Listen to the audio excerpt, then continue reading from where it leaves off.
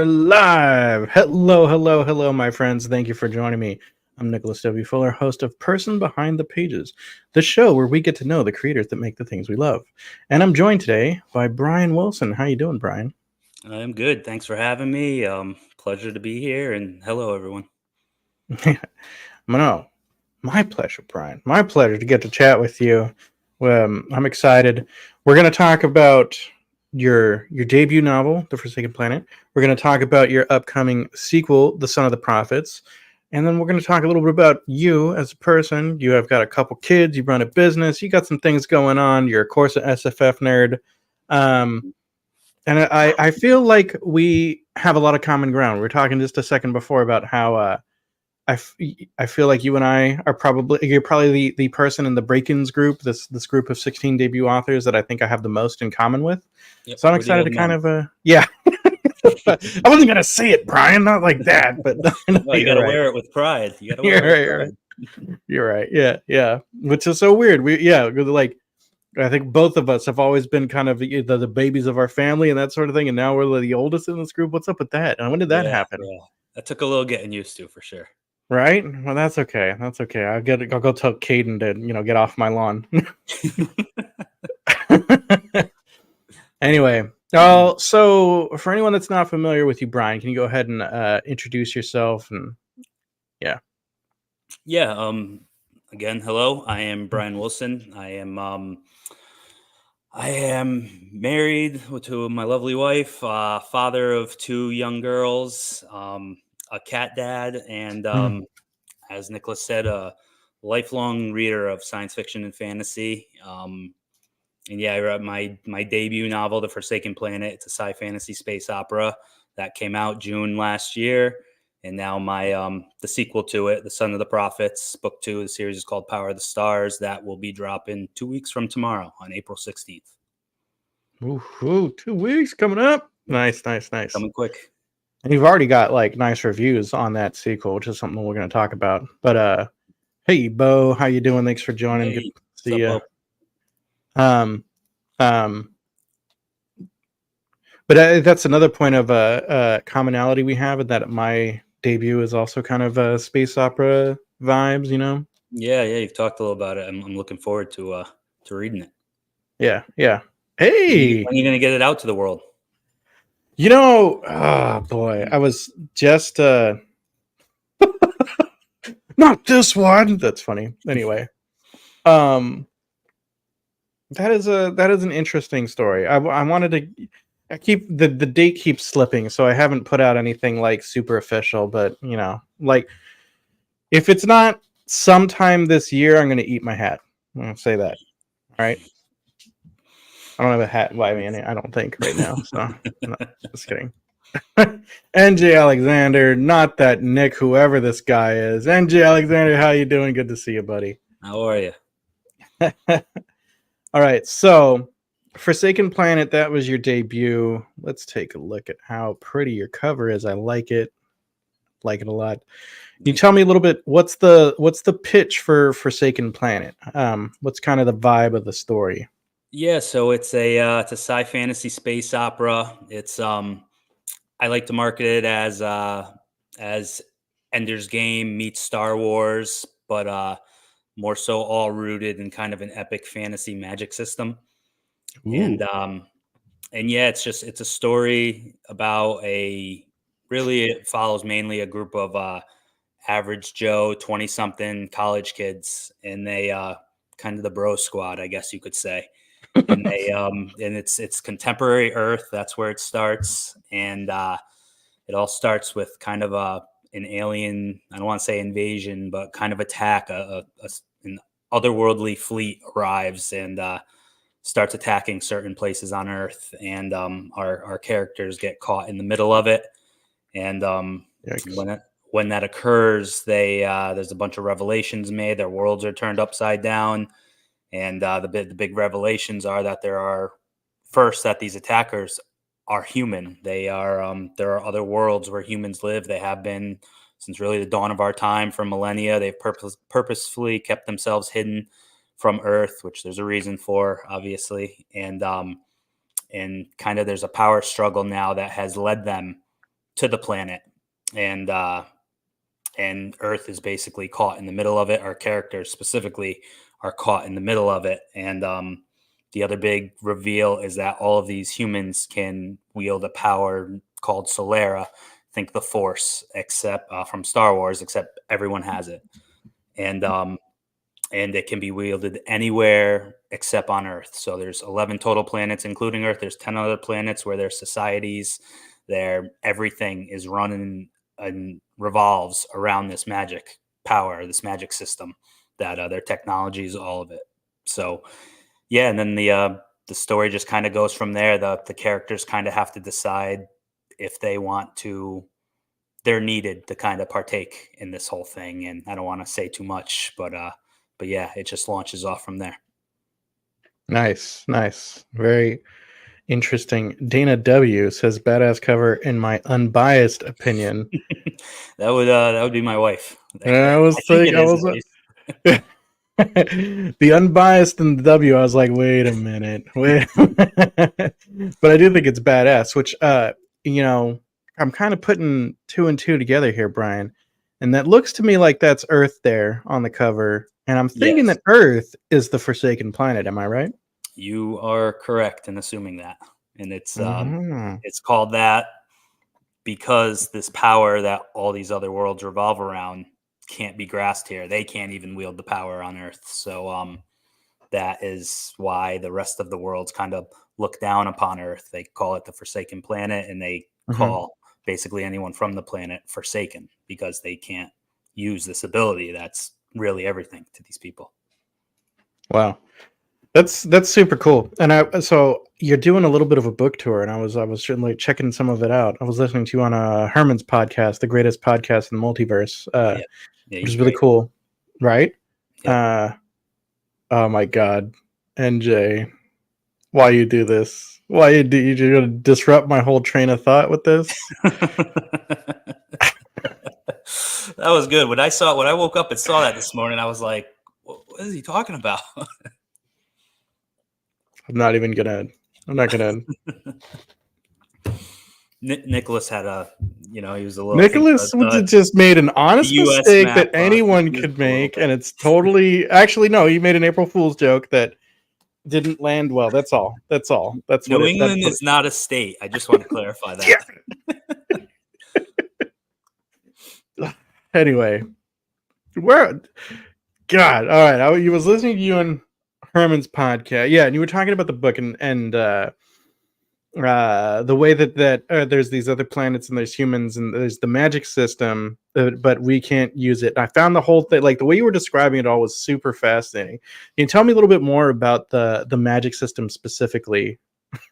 Okay, sure. And yeah, I probably described it better in that one because I wasn't COVID fog brain over there. I'm just getting over it now. So but yeah, so it's called Solera, and as I said, it's basically the Force.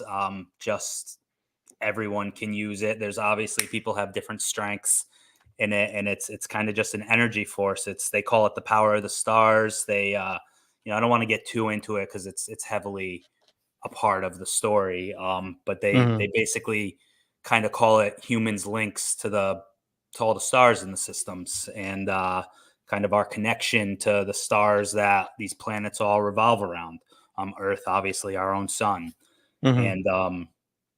and yeah, it's you think you can create fire, you can create walls of air, you can create blocks of air, you can create energy balls, and kind of, like I said, a lot of the stuff you would see in normal epic fantasy, I think, is Yeah. where it is. But I also intermixed it into the technology and stuff like that, and how their whole societies, even their spacecraft, run. I mean, it's how I did my kind of my FTL travel, if you will, with spacecraft and stuff like that. It's called a Solera jump on board of them. So I interwove it throughout really the whole story.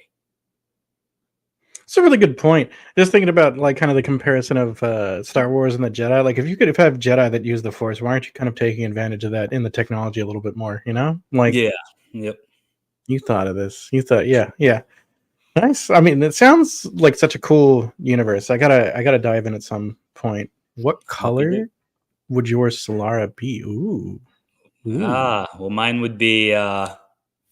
So it's not really a spoiler here. Rob just finished the book. Uh-huh. Uh-huh. But so mine would be blue because that's the color of my eyes. It's normally the color of the people's eyes in the story. Mm.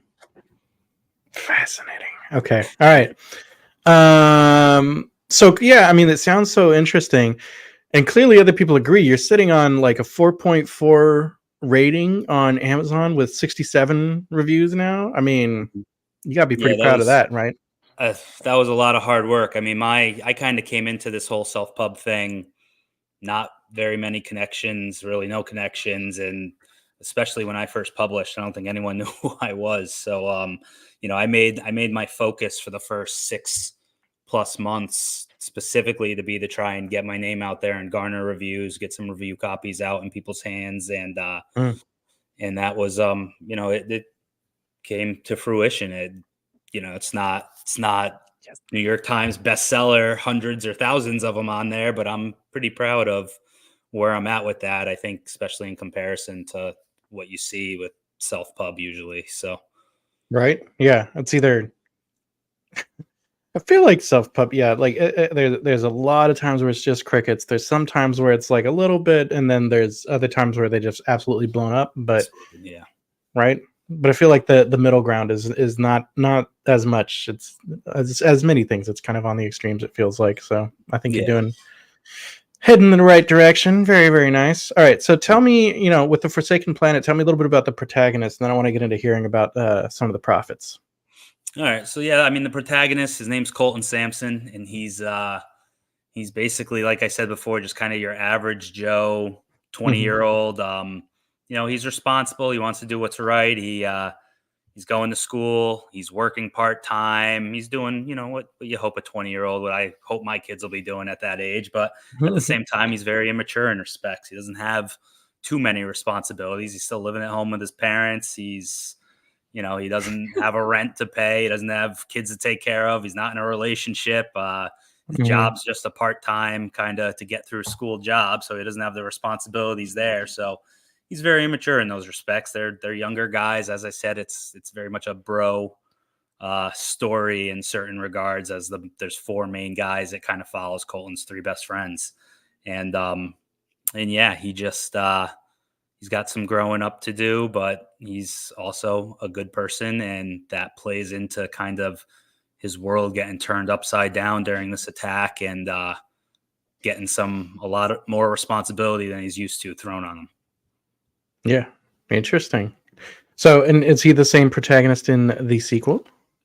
Yes, he is. There is a difference. Whereas I always planned long term for this series to be a multi POV series, Hmm. but the way the first book worked a little bit, it's much more solely focused on Colton. He's about, I want to say, 85 to 90% of that book is his. There Hmm. are other POVs, but his is the real main focus of that one. And whereas the story got much more broader in the second installment and really opened up, so that brought much more of the characters I built in the first one. There was always the long game approach with them, and their kind of arcs come more front and center in the second one. So Colton's he's just under 60% of the story in the second book, and we get a lot more of the characters you're going to start seeing now moving forward. Nice, nice. Of course, let me hang on. The cover's looking nice and hot for the sequel. Yeah, I love this cover for the second one. Bam! All right, I love it too. I think it's looking really good. I like the way the other cover is kind of like heavy on the blue, and this one's heavy on the green. I think that's kind of a neat. Yeah, the color scheme was something I was kind of adamant about and a little bit particular about. Probably drove my cover artist a little crazy with it. All right. But I kind of have this idea of especially the title font and how it plays in with what the main graphic is there, and kind of how the colors intermix on it all. Nice. All right, so give us the pitch for the Son of the Prophets. Yeah, I mean this one's a little hard to talk about just because obviously you need to read the first book first, but I would say it's still that same space opera sci fantasy vibe, but much more kind of an adventurous take in this installment. I had someone who's read this, a reviewer who I love the phrase they left. They called it a nerd's dream cocktail. Think Wheel of Time blended with Star Wars and a splash of Indiana Jones, and that's kind of Oh my exactly god. what I was going for. I wanted that adventurous Indiana Jones vibe, and then there's also kind of this. I always thought it'd be cool. I kind of love military sci-fi spec op books, and I thought it'd be really cool to intermix that into these worlds I created. So there's much more also a kind of military spec op arc to this one that takes over a heavy portion of the book. Ooh. And so yeah, that was a lot of fun. I had a blast writing that. It was kind of a couple of the scenes in that were scenes that have been in my head for over 10 years. So I loved getting them out. Yeah.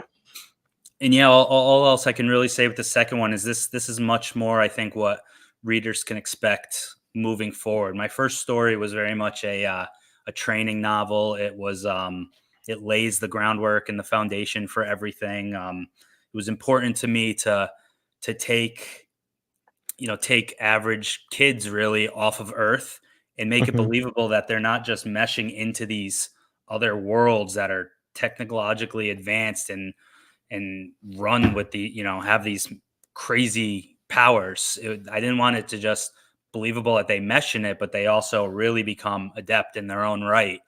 And especially in the combat sequences in this one and stuff, you need to walk away from my first book believing these guys can handle themselves.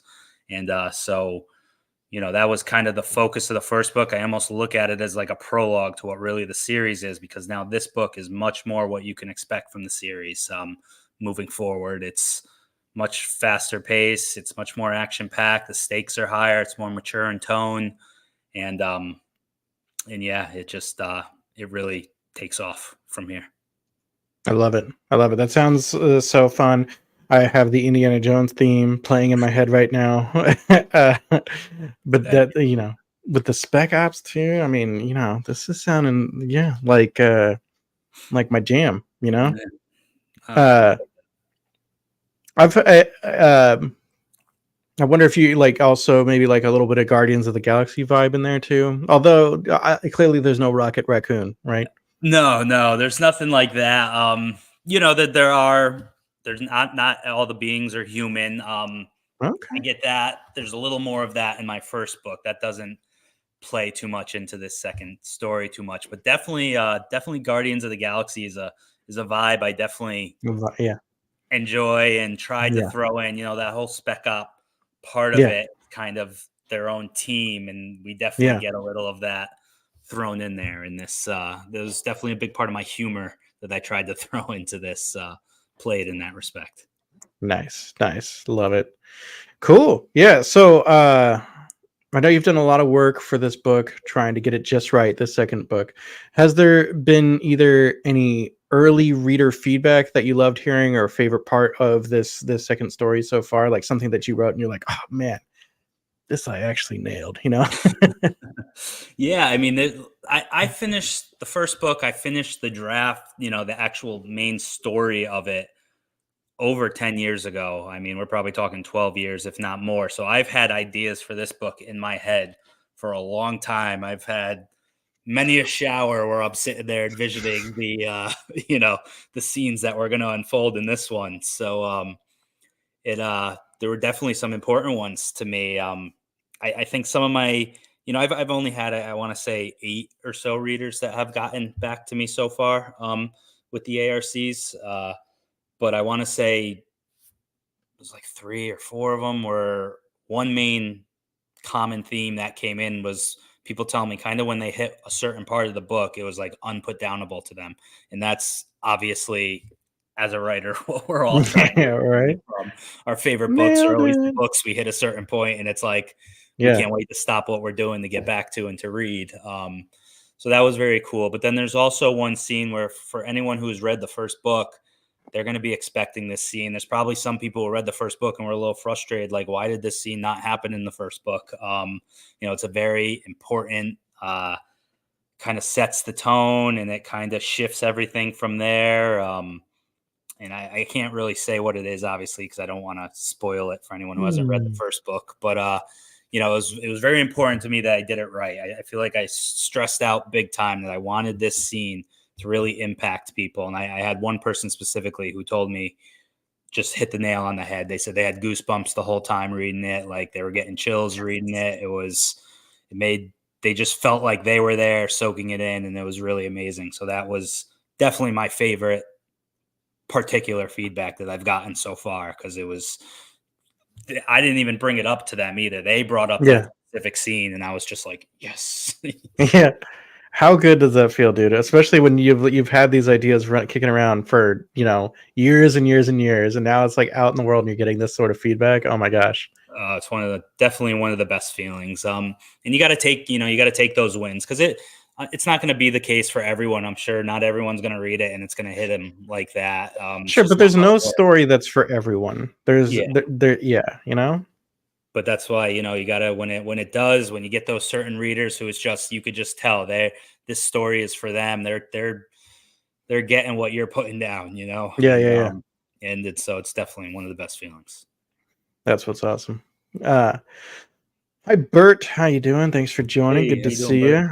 We've had a couple people join, especially on Twitter, so I want to say hello again. I'm joined by Bryan Wilson tonight. We're talking about his books, The Forsaken Planet, and his upcoming sequel, The Son of the Prophets. You've got, Indiana Jones vibes and like some Mission Impossible and Ender's Game, all like a space opera. It's, good stuff. Good stuff. Go ahead. No, I said that's the hope. That's the hope. Yeah. Well, it sounds like you've been nailing it. It seems like a lot of the feedback from the early readers has been positive. So that's it has definitely been very, very overwhelmingly positive, in the sense of, like, feels good to, because it was a little different on my first one. Not that it all wasn't, it was mostly positive, but it wasn't to the extent that it is in this one. It was this one's really kind of hyping me up a little bit. Yeah, good. Yeah, and we're only 2 weeks and a day away from release. I'm sure it's available for pre-order already, right? Yes, it is, but I haven't been really pushing it, because it's I'm gonna push it. Go Bert. Go NJ. Dana, you don't count. You've already got, Sure, you already read it. Bo, pick it up. Everyone. All right. Yeah, so you've had this idea. You had the idea of your stories for many, many, many years. Now it's happening. Was there like a moment where it really just sort of stuck to you, and you're like, you know what, I need to do this now. I've been kicking around these ideas. It needs to actually get on paper now. Well, I would say I don't want to say on paper now, because I came up with excuse me, sorry. I thought you were going to troll me and be like, because I typed it. Well, no. So I came up with like the bulk of the story for this. It obviously evolved over the years, but I came up with the bulk in my late teens, which I'm 37 now. We're going on 20 years. And I actually wrote the first, I want to say by the time I was 24, I was done with the actual first draft of this, which was a good chunk of this story. But the real point of it was kind of always a hobby, for however long. I never really knew if I was going to actually put it out there. It was just, I always really loved reading. When I was young, when I was a teenager, I said I wanted to write. I read Ender's Game, and that was a big thing that kind of launched me into wanting to create a story like this. And I read Aragon around that time as well. And I knew Christopher Paolini wasn't that much older than me. So I was kind of like, if someone else can do it, I can do it. I just had that type of mindset. And so again, obviously it's not something I didn't go to school for it. I didn't have the training for it. So it's not something I just had done and got out there 15 years ago. But I got the story down over the next few years, but really the point that made me say I was going to publish this thing was late 2022. Once my kids were born, my first daughter was born in 2018, and I did not touch. We're going on almost 5 years that I didn't even touch anything with this. I hadn't even looked at it. It sat in a drawer, almost forgotten. And I pulled it out, and again, it was almost 5 years. And I read it for the first time in that amount of time, and it was almost like reading someone else's work because it had been so long. I had actually like forgotten some of it, and obviously I'm biased. I wrote it, I designed it for all the things I love in literature and in science fiction and fantasy. But, reading it, I was really absorbed into it. And I said, I have to get this out there. I have to publish it. I have to see what other people think because I really enjoy it. And I think other people will. And that was the moment that I really bunkered down and got to moving forward with it. I went from there. I got beta readers, a developmental editor, really pushed hard at it for the next 6 months or so before I published it. That's awesome. I'm just responding to the trolls in chat. Oh, trolls. Uh-oh. I don't have it up. No, it's just Bert and NJ giving me a hard time still. But anyway. Nice. I want to get into a little bit more about kind of that process. I do think it's so cool that you were able to kind of read the story again and have that new perspective on it. That's pretty unique and interesting and cool. Kids do that though, right? They kind of they go get in there, and then all of a sudden we don't have time to do these things, Definitely took time for me to adapt to getting used to parenthood. That's for sure. Right? Yeah. How old is your youngest now? My youngest is 3. She just turned 3 middle of March. Oh man, my girl just turned 3 like last week. Oh, nice. All right, man, we got so much in common. Nice. Who did you use for developmental editing? So I found it was called Bubble Cow Services. That was who I used on my first one. You used a cow? I found them through Google. They had good reviews. And he did. His name was Gary Smales, and he did a really good job. I felt like I learned a lot of things that kind of helped me improve, especially to the second one going in before writing the second one, kind of just the mindset of where I should be with that one. There was a lot of fluff in the first one to get rid of, and a lot of scenes I think that were telling as opposed to showing, and that he on top of other things. I mean, the guy gave me it was like a 20-something page report when he gave it to me. So there was a lot of things that was helped me better my craft. And I was able to I came fresh out of that one, going right into starting writing the second one. And so it definitely helped move along the process. Nice. So, occasionally I like to dig into craft a little bit. And I know you spent a fair bit of time editing, especially this. Well, I mean, both books, like really, right? But I know you really kind of like fine tuning the second one, and then even you did like a sort of a final read, and you were like, oh, you know what? I'm gonna need to go back and like make some tweaks before I send out these arcs, Yeah. So, what I also feel like there's so much resources on how to draft and less resources on how to edit.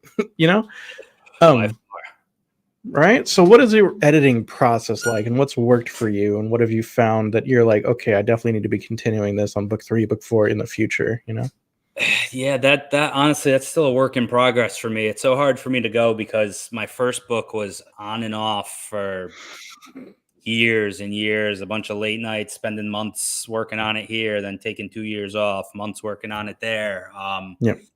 Don't get me wrong, I bunkered down and kind of formulated a plan those 6 months, like I said, before releasing The Forsaken Planet. But it was very different in my second one. I did go into it kind of better prepared, I guess you could say. I didn't go to school for any of this. I wasn't really part of writing groups leading into it. My only experience is reading a ton of science fiction and fantasy in my life. And so, as you were saying, that definitely helps me with the imagination aspect and the creating the stories themselves. I think that's where I do better at. But the editing is completely what I struggle with. Doesn't come naturally to me. It's where I need the most help. And but yeah, I mean, my process was I drafted the first draft. Then I really enjoy my first read through. It's kind of the first bit I get to actually read the story. Maybe the only time I'm actually reading the story without, without my mind geared towards I need to focus on this or that while I'm editing. Um, so yeah, my first time reading through, I do minimal editing. I just anything that's glaring at me, I'll change, but I just Mhm. read the story for what it is at that point. Mhm. Then I go through and I do an extensive edit after that, just on my own. Um, and then I actually this past one, because I was I was kind of my last one. Obviously, I'd spent years on it, so I felt a little better about sending it to beta readers. This one I was doing so quick, I felt a little self conscious. So I did a third my own pass through as well before that, and then I Mhm. sent off to beta readers. I actually skipped the developmental editor on the second one just because I felt like I'd always known for so long what this story was going to be, and I just reading through it, I just kind of felt like there wasn't much of that fluff. Um, so which was my main problem with my first book. And then the scenes I had taken so much of bettering scenes, making it more descriptive. And I had that as my focus going in when drafting it, that I just felt like in my three read throughs, it was also a focus to, you know, color it all, if you will, after I created the story. And so I just felt like it didn't need it. But I went through, I had a bunch of beta readers, about double what I had for the first book. And so obviously I sent it to them, got it back, and spent a fair amount of time doing developmental edits off of all that different feedback. I take all my beta reader reports and their feedback and their notes, and I kind of form my own outline with all of it. And Mhm. I go through step by step and make my changes. And then from there, it was more going through myself. I like to read. My big thing, which some people probably think I'm crazy, is I like to read it in like kind of any format you can think of. I read it as a Word doc, digitally on the computer. I read it as a Word doc printed. I read it as a PDF. I read it as I find that I notice things differently how reading it in different formats. I work with Atticus formatting. I read it through Atticus's, you know, print files and all that. And then obviously I read it as a paperback when the proof comes in. And yeah, I did a bunch of things like that. I used a proofreader. I worked with Dom from Dominish Books, who's fantastic. And yeah, then I eventually had it ready. I sent out the ARCs, and I thought I had it ready. And then I got my first. I sent out the ARCs before actually getting a paperback to read it through. And paperback's my normal reading style. And so once I got the paperback, I realized, oh no, this wasn't. It's not that it was bad. There was just a lot of sentence structuring that needed a little clean up, some clunky phrases that needed some more work. And so, you know, then while ARC readers were reading it, I was doing my own edits in the process.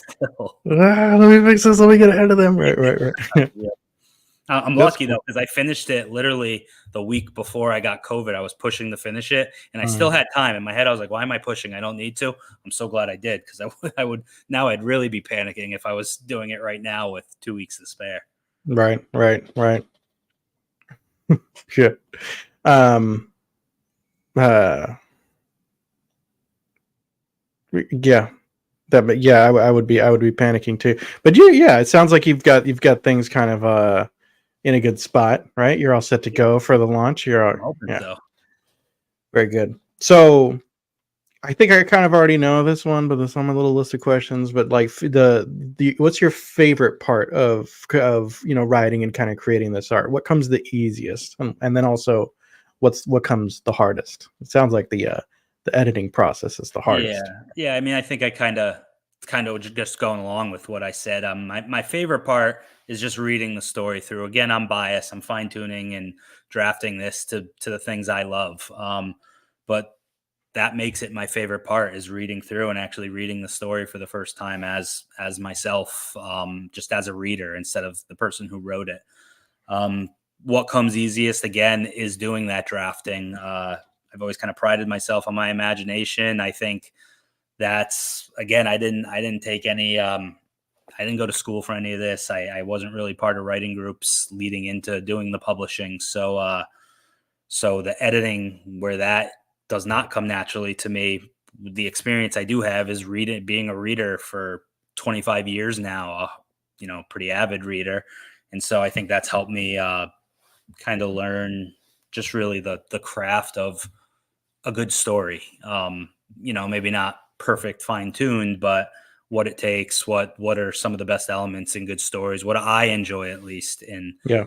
good stories. So that's definitely what comes easiest to me. And again, yeah, the hardest is by far the editing aspect of it. That is easily what I need the most outside help in. Yeah, yeah. Oh, makes sense. Makes sense.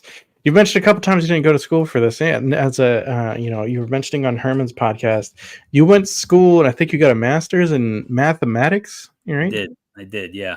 Yep. Which is quite a bit different, isn't it? Yeah. Well, when you take the master's, went to school for math, got into construction in my day-to-day life, and started a business in that, and now Mm. writing books. It's really like, yeah, you're talking three different worlds here. It's a little bit Right.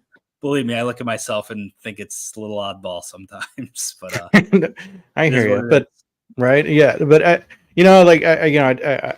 talk with quite a few different folks, different creatives, in different walks of life. I talked with a cover artist last week, which was pretty fun, but he's a little older than you and I, but he's kind of just starting the career recently as a cover artist, being a full-time freelance artist, and but nobody, with the exception of Brandon Sanderson and maybe Caden, nobody just like comes into writing from day one after high school and is like, okay, time to make a career out of this. I'm gonna go do it. Yeah, no, it's just not gonna really happen. Nerds United. I agree. Yes, Definitely. yes. What a big math nerd. Sorry. No, you're good. You're good. Yeah, yeah. So are you gonna write a different book like that's super hard sci-fi and include all your math knowledge in there, like maybe a code breaking No, book or something at some point? I don't think I'll ever write super hard sci-fi because I write science fiction now, but I actually don't really enjoy hard sci-fi that much. Science was my one subject. I was such English, history, and math. I loved them all in high Hmm. school. I loved English for reading the books that we got to read, and I was just always good at math. That's kind of what drove me towards math, and then history was kind of the subject that always drew me. I was always just a fanatic of learning about it and stuff. So, but science was the one where I was not my cup of tea, if you will. Yeah, sure, sure. Yeah, history is good fun. I feel like, and I was saying this in another interview with Gregory Wonderland, where I feel like people that say they don't like history just haven't had a good teacher and haven't had like the stories from history presented in an interesting way yet. Because whatever you're into, whatever or whatever you think would just be weird, there's a story somewhere in history where it happened, and Yeah. to go find it can be fun. It can be fun, but Well, history too is like, especially from people who love literature and love storytelling. It's like history is its own storytelling. It's just real. So yep, well, yep. some of it's real. We don't. Yeah, true, true. Well, it's interesting, like, not to get on too much of the tangent, but like it's also interesting, like the stuff that we thought maybe wasn't real turns out it is. Like I remember when before, and you're old enough to know this too, when the legends of Troy were just legends, but then they actually, oh, here's Troy. We like Yeah, this is where the city of Troy was, and oh, okay, well, turns out yeah, that one's real. That's pretty neat yeah. when that happens too. No, definitely, definitely. So another thing, you also mentioned that you haven't had different writing groups, and I get that and I hear that, but that's a little bit different now because now you're part of the break-ins, right? So tell me about, like, how did you kind of get involved with the break-ins, and what has been kind of a takeaway for you, or an advantage of being a part of this group now? Yeah, so it's kind of a funny story joining the break-ins. So I started seeing a few of the members. I think I want to say like Rob and Josh. I started when they're Josh's novella and Rob's story Pathlighter. I was seeing a lot of them spread through, all the reviewers and stuff on Twitter, on Instagram, and I was at a stage where I had been published for a few months, and I was finally hitting that point where mine was kind of getting out there, and I'm sitting there, I'm going, how are these guys getting all their stuff pushed around like this, and they're not even published yet? And me, I always talk to Sam Paisley, and another break-ins member, always chatted a lot. We were in a giveaway way back when he reached out to me. But we were talking about it, and we are like, yeah, who are these guys? And eventually, I think it was Rob's interview with and it was never, it's never a animosity thing or anything like that. It No, no, was just sure, like, sure. I need to learn this, these skills. And Yeah. we saw Rob being interviewed by Matt on Beard of Darkness, and he talked about the group. He talked about the break-ins, and I remember like me and Sam were talking to each other that night, and Sam's like, I'm going to message him. I'm going to find out more about this. And the next day, Sam's messaging me back, and he's like, hey, you and I are in the break-ins. We're gonna join. And I remember I was Nice. like hesitant at first because I was like, well, I don't know any of these people, and I don't, we're all so overworked and overstressed. I'm like, well, what are the responsibilities? I want to join this group if I have to like do the A, B, and C. I don't know if I can promise doing that. And, Sure. and Sam was just like, no, we're just gonna join. It'll be fine. Obviously, I'm super happy that I did because it's a great group. It's kind of, I think we lean on each other a lot, and it works out well. And there's no expectations of you have to do this or you have to do that. Everyone's doing what the best they can. So yeah, that's funny. Yeah, I feel like mine was like a little similar in that I saw Adrian posting a lot with the hashtag the break-ins, and I was like, yo, Adrian, what is this? I just like been starting to talk to Adrian M. Gibson just a little bit, and I was like, what is this break-ins? Like, it seems like it's just kind of like a group of debut authors, right? And he's like, that's exactly what it is. You want in? And I was like, yes. Yeah, right. Yeah, that's awesome. Yeah. But it's been fantastic. If you're a writer out there, especially if you're a new writer, find yourself some people that are in like a really similar position to where you're at in kind of your goals and your state that you're at right now, and just build your own little community. I think there's nothing better that you can do for yourself than that, No, I agree with that 100%. I mean, I wish we could take more people and take everyone in, but you can only handle so much when you're trying to help each other out. Right. Yeah. I remember when they were talking about kind of that decision. I was so new that I really wasn't a part of that decision, but like, yeah, it was at some point we should cut off this group, right? Because it's only a group of 16, but we can actually kind of talk amongst 16, where if it was like a group of 1600, and there are plenty of groups that are big, like there's that 20 books to 50K group, which is just this enormous group that does meetups in Vegas and all this and whatever. They have a huge Facebook group. Like, that seems cool. People get something out of it, but you can't really like build the same sort of relationship that you can when it's like a small enough group of people that you can talk with each of them like every day and that sort of thing, Yeah, no, once you hit past a certain number, it kind of loses its value to everyone in that sense. You can't have those personal connections, those personal just anything. Don't get me wrong. I mean, if you got 1,000 people in a group and everyone's active and it's, hey, I just posted this, everyone want to share, it's that's going to be a nice boost, but I don't know, it eventually loses that personal touch to it, I guess. Yeah, plus like, if I'm sharing 999 people, stuff every day, that's going to get overwhelming for an audience, but oh yeah, for sure.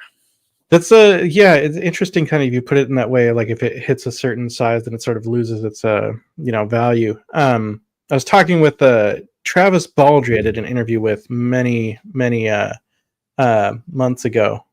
Okay. Real quick, Tim, you're never too late. Thanks, buddy. Thanks for hitting that like button. Really appreciate that. Anyone wants to smash that like button, that subscribe button, that's really helping me out, telling the algorithm that you like what I'm doing. Sam, you're never too late, though you did miss Bryan like shouting you out and saying good things. You are too late. Don't listen to him. You're too late. You should have been here 43 minutes ago, sir. Well, what the hell? And if anyone else is just joining, we're talking with Bryan Wilson. He is the author of The Lost Prophet and his upcoming The Forsaken Planet and upcoming The Son of the Prophets. Really excited for both. They sound really fun. If you haven't checked them out, go check them out. I was talking with Travis Baldry many months ago. It was one of the first interviews I did. Super cool dude. Fun. You can go check it out on my channel too.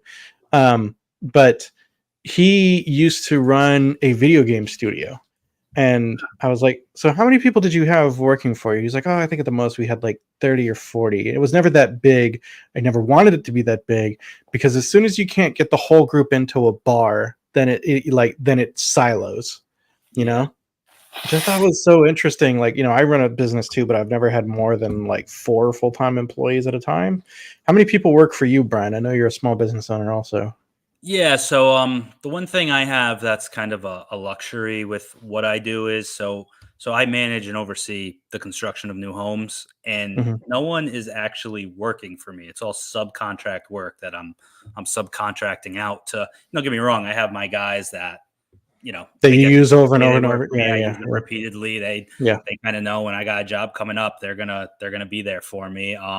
But it's not like I'm their boss. I guess you could say I am in a way, but it's no different than you hiring someone to come power wash your house, say, or something.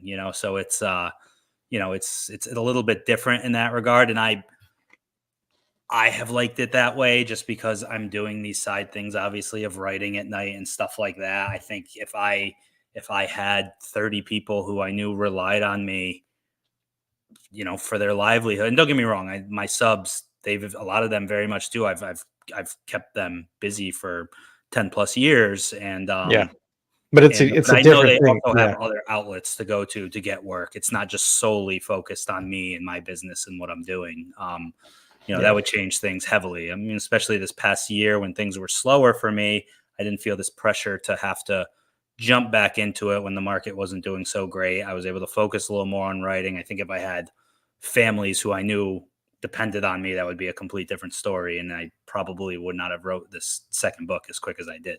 So Can I tell you? Like, I've had full time employees for a while, and like, yeah, I know what you're saying, and I think you've made a smart approach because sometimes, yeah, like I've stressful. prioritized them over myself at times, which is like not always. I mean, whatever hasn't been the best thing for me personally, but Yeah, it could yeah, be stressful. I get it. I had guys doing like labor stuff for me and stuff who kind of did work for me almost full time for a little bit, and it was definitely stressful.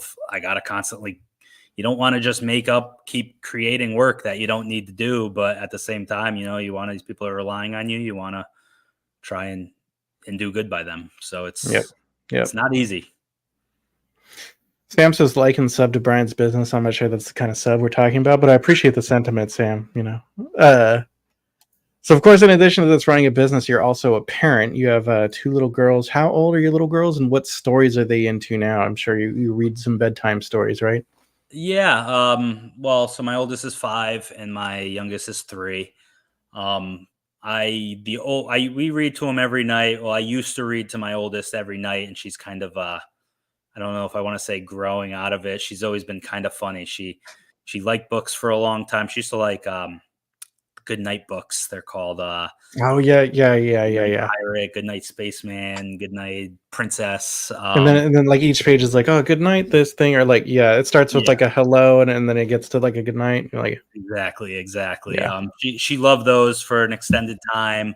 Then she kind of wasn't wanting to read anything for a while, and then she's into Paw Patrol and Mickey Mouse. Now it's like reading stuff that's designed for them. But she also, like, my oldest has always had a personal vendetta against books, though. Like we leave her, she's not one to ever just like fall right asleep.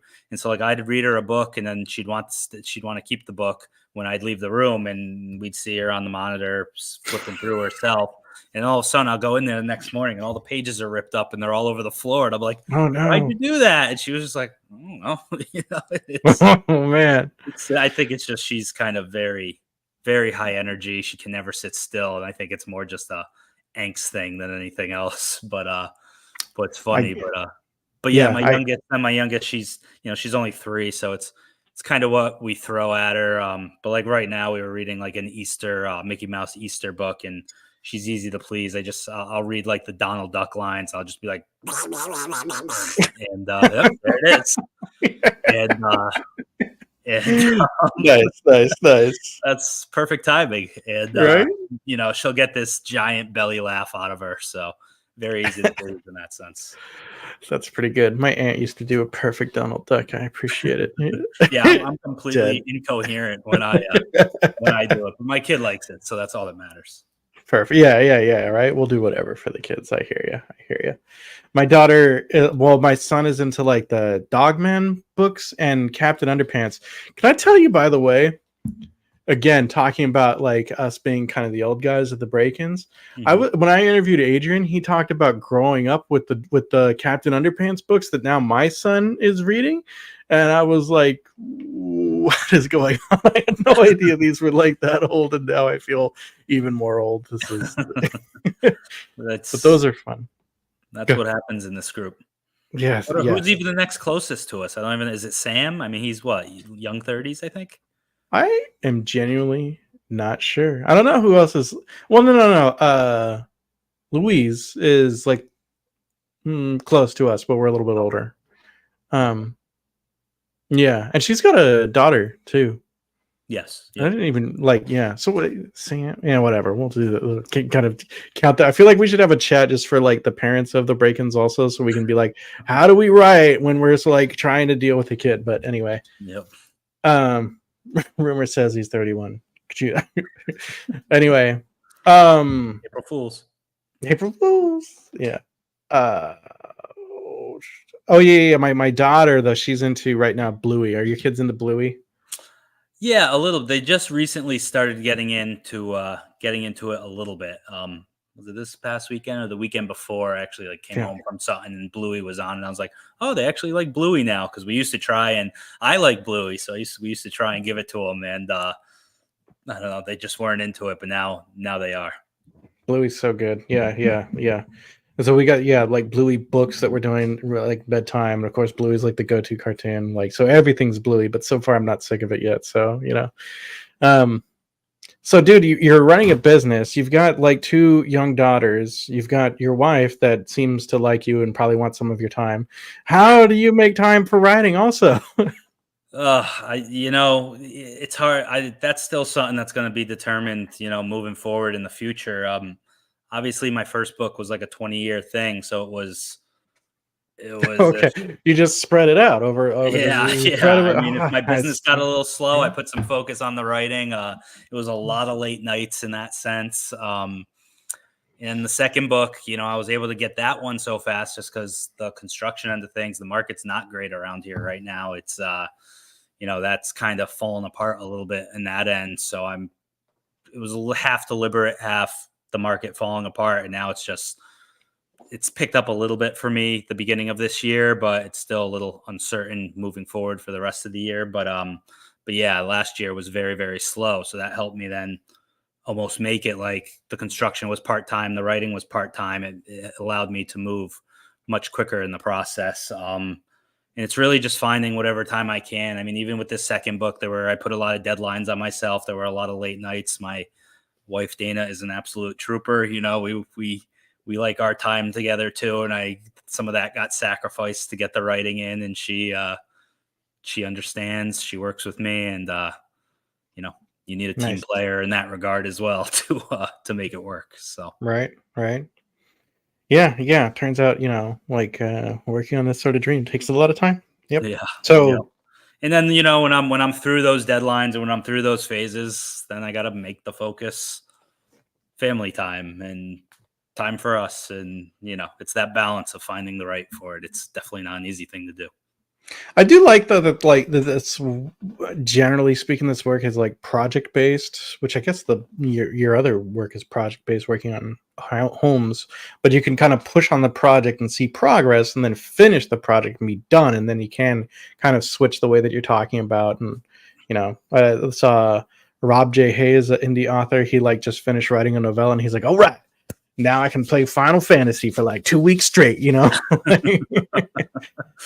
Oh, that would be Nice. nice. I can't remember the last time I played a video game, to be honest with you, but Oh man. I'd love to. That's like video games are my way to connect with my brother and keep in touch with my brother. So I was playing Helldivers 2 just a couple nights ago. It's good fun. Shout out Helldivers 2. Anyone? Yeah. Nice, nice. NJ, if you're still around, are you playing Helldivers yet? Because I bet you would like it. I don't know if there's any other gamers, but let me know what you're playing. So like with that in mind, like just kind of curious a little bit about like the daily routine and how like are you it sounds like you're kind of writing at the late nights mostly. Um, like I said, I can't go by much for the first book. No, I was kind of, for the second book, I was kind of half and half. I did have the editing was a lot of what the late nights were, because when I do the editing, I'm kind of very particular about I can't stand leaving off in like the middle of chapters. And there was writing too, where I kind of need to finish my scene. It just slows me down if I'm stopping mid scene, because now to get back into writing that scene or even editing it, it's like now I'm wasting time going through that first half again to get myself back in that mind space. And so, definitely late nights in that regard. And it's, unfortunately, if I hope this whole writing thing takes off to move forward with it, it's going to be a lot more late nights, because especially if the construction end of things pick up, like I'm hoping they eventually will. We're in a presidential election year here, and the one thing I've been in long enough to know that those are always the slowest years, at least sales wise, with houses. For whatever reason, people get nervous around them. They aren't as willing to make those bigger financial commitments. And I don't know what it is about an election that all of a sudden it's November or whatever, 6th or whatever it is, the election's over, and all of a sudden they're hopping on again, and they're all over looking at houses and stuff like that. But it's been every single time it's a slow lead up, slow market leading into the election, and then the election happens, poof, then all of a sudden they're selling like hotcakes. That's super interesting. I wonder what drives that. It's probably, I think, a big part of it is the last how many elections have been so volatile. And so you listen to whatever you're listening to, both ends are saying the world's going to end if the other person wins. So it scares people, I think. So yeah. And then it doesn't matter who wins, and everyone goes back to normal afterwards. It scares people. They're not thinking about building a house somewhere. They're thinking about, well, because they're scared. They're like, what's my exit plan? How does Canada look? Yeah. NJ wants you to build him a house, so I'd be happy to. Where's right. Right. I wanted to kind of help you push some books, but it turns out I'm going to help you push your other business, I guess. Can't be driving 20 hours to Nebraska. That's the idea. Oh, he's around Boston, I think. So that's he's in New England also, which was why he tagged you both, because I'm an idiot, but that's okay. That's fine. We're talking about like your daughter's favorite stories. What were some of your favorite science fiction fantasy stories when you were really, really young? Hang on a second. Tim, I hope you're not saying can confirm about me being an idiot. I hope like that. Tim. All right. Anyway, go ahead, Brian. Like favorite SFF stories when you were real, real young. Well, the big one for me would be The Hobbit. That was like the first fantasy book. I read it when I was 12 years old. It was assigned to us in 7th grade, and that just launched me into the world. It was the first book I took home and was just like soared right through it. I think I finished it in like a weekend. It was I was very much into it, and so that would be my first one. That led into The Lord of the Rings, which I obviously loved. I remember going up to my teacher with The Hobbit and being like, what else is like this? You have to let me know. And she was like, funny enough, there's a continuation of it. And then the other one for me would be Ender's Game. I want to say I was 15 or 16 in high school. I can't remember exactly how old, what year it was. But that, again, was assigned to us in high school. And that's really what launched me into sci-fi, and that was kind of correlating with I was obsessed with the movie Independence Day back around that time. Great movie. The original Halo games had come out not only a couple years before that. I was obsessed with them, so that just launched my love for all things space. Can I tell you, Halo pissed me off, dude. Hey, because like the story of Halo was like, go over here and fix things, it's gonna get all effed up, and then like the other group would be like, oh, why did you do that? And like the whole story would be like, no, go all the way back where you were before, undo the things you did because you totally met, and then you go and you do that, and then it'd be like, no, you messed it up, you might go all the way back over the other way, and every time you're going back, there's more people to kill with it. I mean, it was cool. It was fun. Don't get me wrong, but I kept getting like so frustrated with like feeling like I wasn't making any progress at all, because I kept doing the wrong thing apparently. Yeah. I don't know. I love the Halo games. I thought the stories were so good back then. No, yeah. It was neat. It was fun. For the time, it was good. I think now if we did it, it'd feel a little bland in comparison to what's coming out nowadays. But I suppose it's true. Yeah. Tim says Halo Reach, yes or no, and I'm not sure how to process this. I haven't played Halo Reach, if that's the question. Have you played Halo Reach? No, I haven't. I think that's I think I might one of have the read the newer book. Was there a ones. book, Halo Reach? I read the Halo books a long time ago. I think I might have read the book if that was one of them, but I don't There's think a I played the few. game. Have you watched the Paramount show, Paramount Plus show? I watched. I want to say I got 3 or 4 episodes into the first season, and I couldn't do it. I was Yeah. excited for it, and then it just wasn't what How I did was. they screw that up? That feels like that one should be pretty straightforward, Yeah, But you would think so, but they right. had to go. The actor wanted to show his face. You can't be showing your face if you're Master Chief. Come on. They should have got Pedro Pascal from Mandalorian. He's fine with leaving the headline on. Yep. Did you know that they wanted to pay him as a voice actor? I'm glad. I think he fought that, and I think he won because no, he did some acting. Yeah. Who's that? Pedro. Yeah. The guy that played the Mandalorian, they wanted to pay him as a voice actor only, rather than pay. Oh, wow. Yeah, Yeah. crap, right? Yeah. As Definitely. great as Disney is, they're kind of scummy in some of their business practices sometimes, but that's okay. I think that's just going to be any big time corporation like that. I mean, you make a good point. Watch Halo Forward Unto Dawn. Oh, is this what is? Wait, what is that? Halo. I think I've seen that one. Maybe I don't know. Was that like a YouTube video or something? I don't know. We'll see what Tim says. Interesting. He did say Halo Reach was an underappreciated game, so interesting to know. I wonder if NJ has opinions on that. NJ's apparently watching us and playing a game on his PlayStation at the same time. So good on him. Good on him. Got to multitask, Got to multitask. Hey, you can listen while playing. Right. You said you mentioned to me that Lord of Chaos, Wheel of Time, Book 6 is your favorite book, and I'm very interested. What is it like? There's so many Wheel of Time books. You could have picked so many. You could have picked the ones at the end. No. Book 6 is the one. Why Book 6?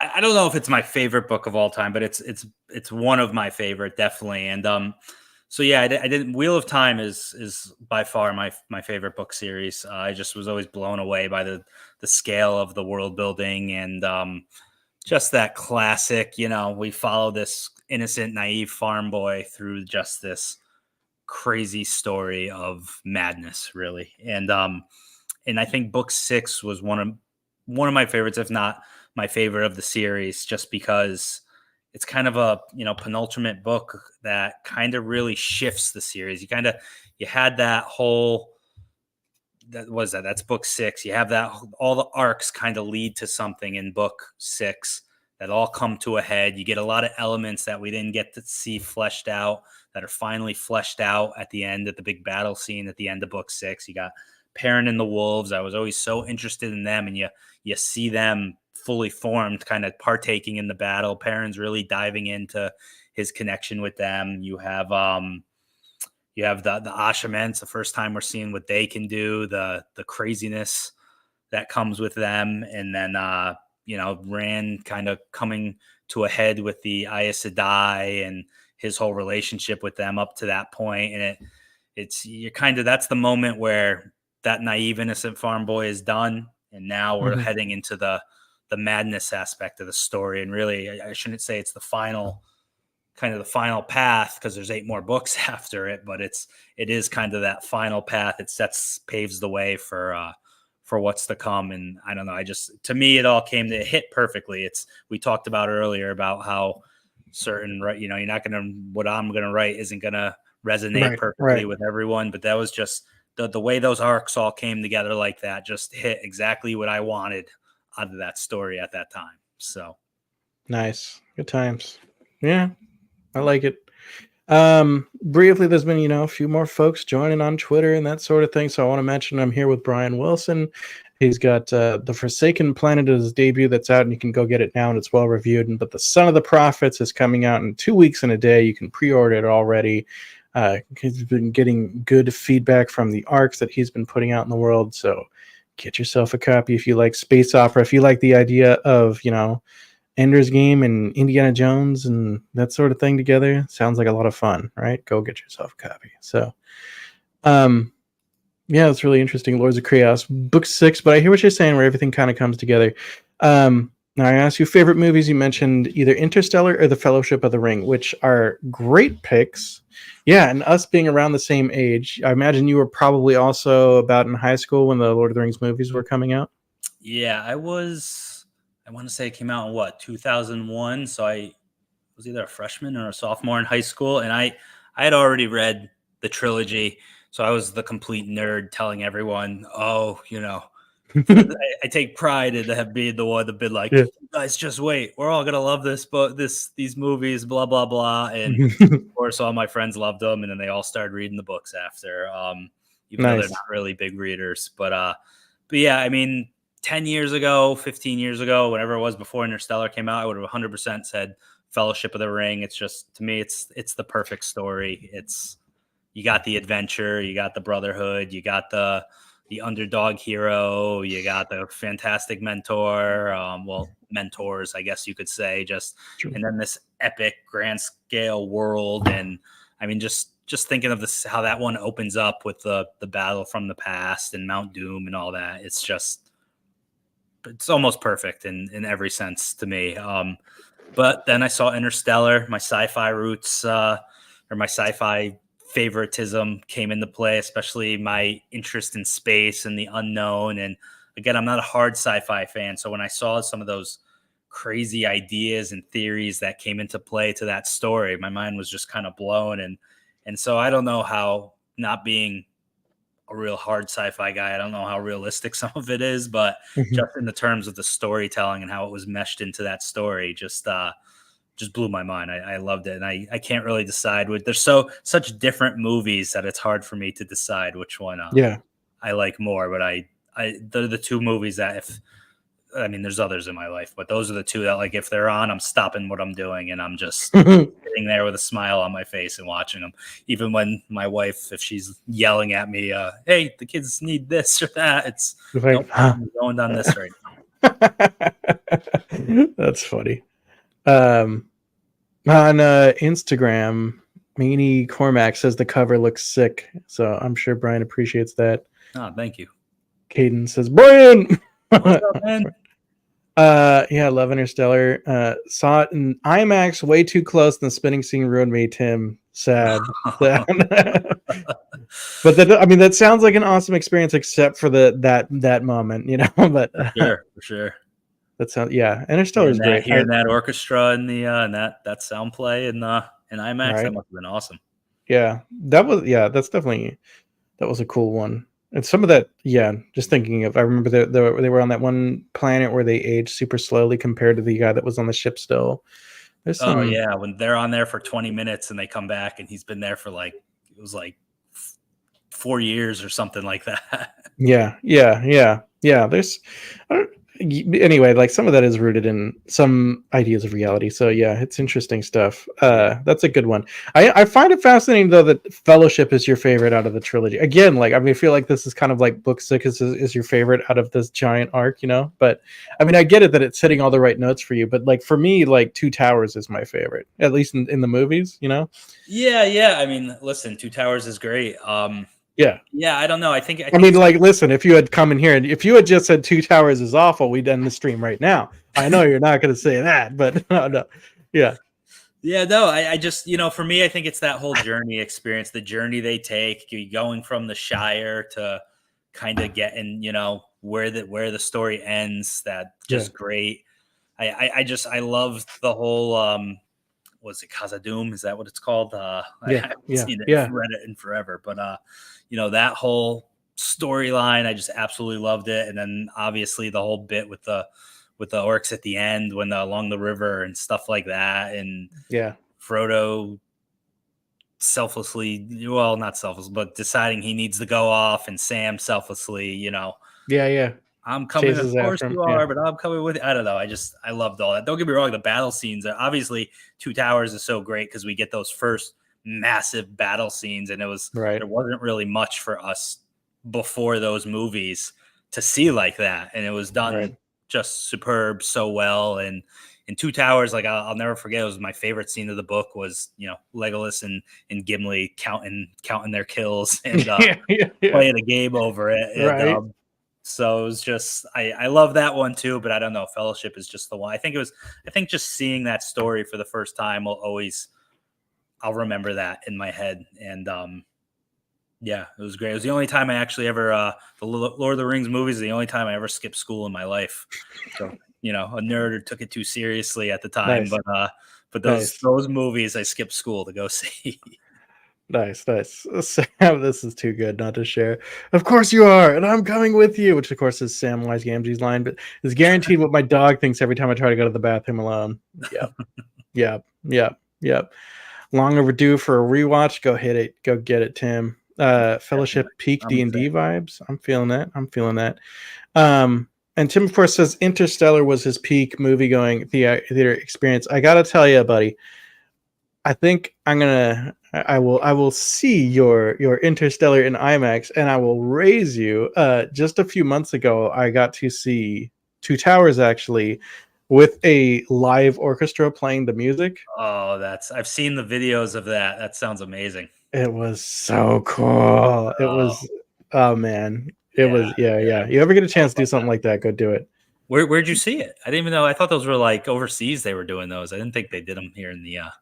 Yeah, so I live in North Carolina, but my wife's family is all in like Akron, Ohio. Yeah, Okay. you wouldn't screw you. I don't usually try to make things a competition, but I guess this one I'll take the win. But anyway, You like made that one a little bit of a competition. I did. This one I did, yeah. But I win. But anyway, no. So family lives in Akron, Ohio. There's some venue out there that I hadn't been to before because I don't live out there. But it's this really just enormous like amphitheater, and they do like lots of different shows there. But this was like the orchestra was from Cleveland, I think, and they'd come down from Cleveland just for this, and they were I mean it was there were moments where I was like, are they really playing? Because they were so good. It was like exactly, the sound. But yeah, there were some subtle differences, and it was just fantastic. But it was, such a Nice. cool experience. And then Yeah, that sounds they had, awesome. different vocalists doing the singing with it too. It was, so yeah, you ever get a chance to do something like that? Any of you nerds listening? I know we're all nerds here. I know we all love it. If you ever get a chance, go do it. It's gonna be so cool. Oh yeah, yeah. In Ottawa, they did that. Yeah, yeah, yeah. Man, if it ever happens again, I'm telling you, go do it, dude. Return of the Jurassic. Man, that's some cool. See, Home Alone is kind of interesting one, but the red, like Return Jurassic of the Park Jedi, would be another great one to for that score sure. on that one. Oof. I feel like Michael Crichton is a little underrated these days. I feel like his Yeah. work was pretty, but um, that's sick. Yeah, big. I like those picks. Interstellar, Fellowship, great picks. Great picks. Yeah, lots of good. It's a good time to be a nerd. It's a good time to be a nerd. Yeah, it was definitely. Um, all right, bud. I got one more question. I want to kind of round things out with. What has been? You had the ideas for so long for writing. You finally got it out in the world. You're getting good reviews. You're meeting some different people. You're talking with that sort of thing. What has been your favorite opportunity that's come about from now being a self-published and indie author that you wouldn't have had that opportunity had you not taken the leap and started putting the words out there? Sorry. There's probably two different things. I would say the first was I was on the TBR Con panel in January, was it? And that was Nice. very cool because I was on a panel with a lot more established authors that have written a lot more things. They've been in this trade for a lot longer, and I think some of them were trad published authors as well. And so it was just kind of cool, just conversing and kind of, I guess, talking craft, if you will, with them. That was a lot of fun because it kind of one of those things that kind of helped me to feel like kind of belong. I kind of actually do know what I'm doing because I think any of us when we first publish, we're all like, what are we doing? Is anyone going to like this? That sort of feeling. But the second, and kind of going along with that for me, is just, I spoke earlier briefly about how I didn't have any connections. I wasn't in writers groups, that sort of thing. I think that my favorite part of it has been building the connections with other authors, other reviewers, content creators, if you will, booktubers, just other people who have a love for science fiction and fantasy like I do. Not just building those connections, but then building the connection and then getting to experience their own work. I've read straight all indie books since I've published myself. And just seeing how great some of their other works are. And then also these people who obviously have a love for this same stuff and read a lot and are in this, reading my own work and coming back with this great feedback. It's amazing. It's an amazing feeling because I always kind of felt like it was something I was meant to do. And it was always something I questioned if I could do it, if I should do it, if I was wasting my time. I kind of always just looked at it as a hobby because I think part of me didn't think I belonged doing it. So I'm just going to have fun and I'm not going to think too deeply into it. And so, yeah, it's definitely been cool to see people who are established in this very much enjoying it. So Yeah. Very that nice. would probably be my favorite part of all of it. Right. It's great to get to know other nerds, right? Like other people that are in the same nerdy stuff that we are. I get it. Yeah. For sure. That's awesome. Excuse me. My turn. I hope COVID can't spread through a screen. No, better not. Yeah. I think we could you imagine we would have been so doomed with all of us doing Zoom calls for like 2 years. Yeah. Anyway. Yeah, well, this has been very fun. Thank you for joining me, Bryan. Real quick, if you're out there watching, throw me that like and subscribe. Really makes a difference. I really appreciate it. But Bryan, where can people find and follow you online, please? They can follow me. I have a website, bryanwilsonauthor.com. That'll have all my links, my book links, my social links. But the two main social platforms I'm most active on, the main one is Instagram, and it's bryan.wilson.author is my tag. And then the other one that I'm most active on is Twitter, or X, whatever you want to call it nowadays. But oh my God, I want to call it Twitter is what I want to call it. But what was my tag on that one? I think it's B Wilson Author is my tag on that one. Nice. Yeah, cool. Yeah. Well, thank you all for watching. Thanks for hanging out. Again, that like and subscribe makes a big difference. If you want, you can also check out my Patreon, which is free, and I get a monthly newsletter there each month. I've been actually good about keeping up with that in the last few months, so go check that out. And yeah, thanks for watching. I'll take that plug. Thank you, Dana. I appreciate it. And Bryan, you did okay. Did okay. Thanks, Dave. Thanks, everyone. And if no one's told you today, you're an absolute legend. Thanks for joining, everyone. Thanks for having me, Nick. Yeah.